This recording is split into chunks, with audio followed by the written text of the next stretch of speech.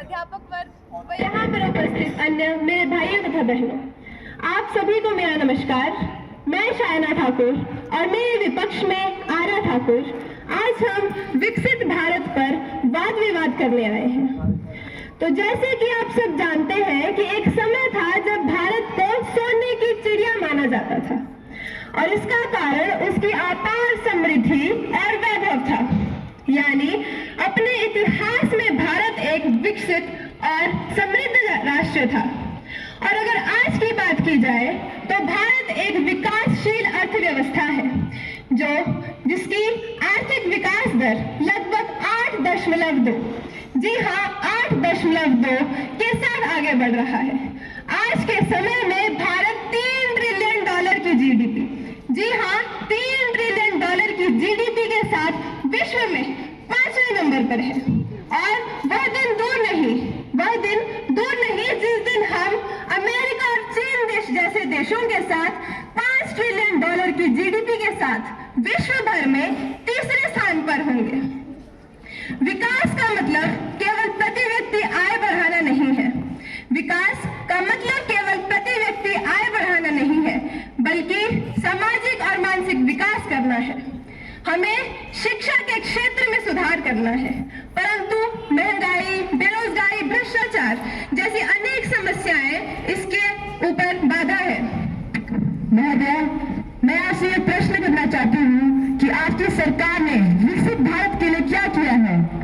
महोदया, मैं अपने विपक्षी को ये बताना चाहती हूँ कि हमारी सरकार भारत को विकसित बनाने के लिए अनेक कार्य कर रही है। अब अगर हिमाचल की ही बात कर लूं तो आईआईटी मंडी में बने ड्रोन, जी हाँ आईआईटी मंडी में बने ड्रोन का प्रयोग ऑपरेशन सिंदूर में किया गया है।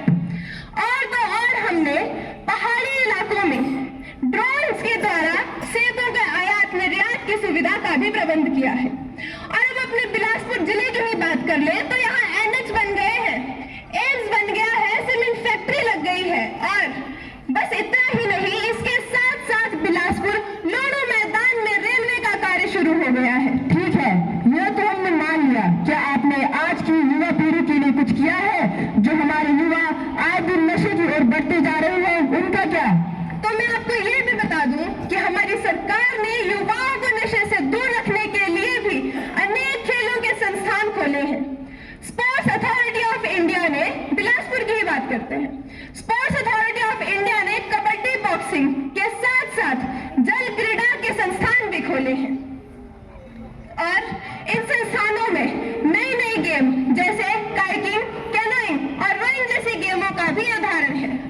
मैं आपसे पूछना चाहती हूँ कि इनके कोई परिणाम भी है या ये केवल सरकार का दिखावा ही है? आप ये बात कान खोल कर सुन ले कि इन संस्थानों में बहुत से खिलाड़ियों ने राष्ट्रीय स्तर पर अपना नाम रोशन किया है और केवल अपना नहीं पूरे हिमाचल का नाम रोशन किया है। और बस इतना ही नहीं, अंतरराष्ट्रीय स्तर पर भी यहाँ से खिलाड़ियों ने भारतवर्ष, जी हाँ हमारे भारतवर्ष का नाम रोशन किया। मान लिया, पर जो आप 2047 तक पूरे भारत को विकसित बनाने की बात कर रहे हैं, उसके लिए आपकी सरकार की क्या योजनाएं हैं? क्या केवल खेलों, सड़क सुविधा, नशा मुक्ति आदि जैसे इन सब से भारत विकसित हो जाएगा? महोदया, मैं आपको बता दूं कि हमारे प्रधानमंत्री जी ने भारत को 2047 तक विकसित बनाने का संकल्प लिया है, जिसके लिए उन्होंने अनेक नीतियां बनाई हैं, जैसे जन धन योजना, जन कल्याण योजना, बेटी बचाओ बेटी पढ़ाओ योजना, आयुष्मान भारत योजना, गरीब कल्याण योजना और आदि योजनाएं बनाई हैं। तो क्या ये योजनाएं जन कल्याण के हित में है या केवल नाम मात्र है? महोदया, मैं आपको बताने ही वाली थी कि हमारी सरकार ने जन कल्याण के हित को देखते हुए कि पूरे 125 करोड़ देशवासियों को सबका साथ, सबका विकास और सबका विश्वास के अंतर्गत आत्मविश्वास और आत्मनिर्भरता को आगे बढ़ाने का सुनहरा अवसर दिया है। एक संकल्प लिया था हमने, जिसका 47 में परिणाम मिला।